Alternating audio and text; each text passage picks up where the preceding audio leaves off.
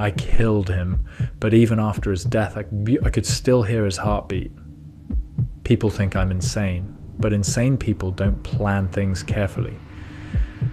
And trust me, everything I did was carefully planned. I lived with an old man. He had never harmed me, never insulted me. I didn't want his money either. But there was one thing about him that slowly drove me mad. His eye, one pale blue eye covered with a strange film. Whenever he looked at me, my blood turned cold. At first I ignored it, but over time I became obsessed. I couldn't sleep, I couldn't think. That eye haunted me day and night, so I made a decision. I would get rid of the eye forever. Every night at exactly midnight, I opened the old man's bedroom door, very slowly. So slowly that it took nearly an hour just to put my head inside the room. I carried a dark lantern with me, covered completely so no light escaped. Then I would uncover the lantern just enough for a thin beam of light to shine directly onto his eye. For 7 nights I watched him sleep, but every single night the eye remained closed. And if the eye was closed, I couldn't do it. Then came the 8th night. That night felt different. I was more careful than ever before.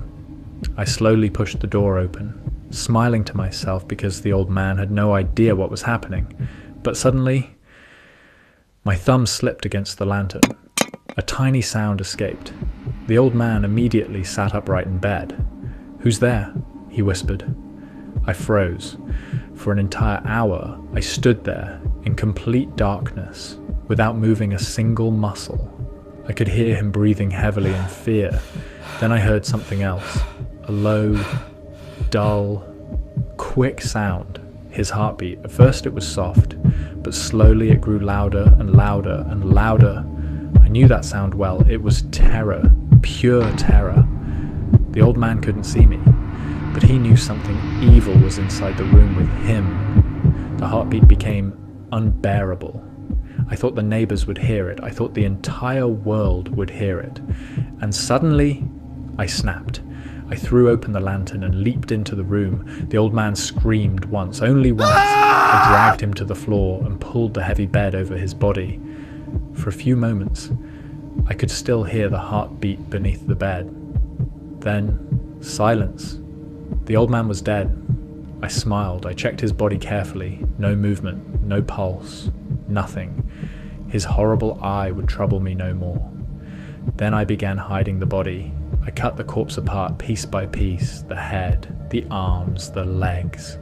Then I lifted the wooden floorboards in the room and placed every part beneath them carefully. When I finished, the floor looked perfect, no blood, no evidence, nothing. Around 4 a.m, someone knocked at the door, the police.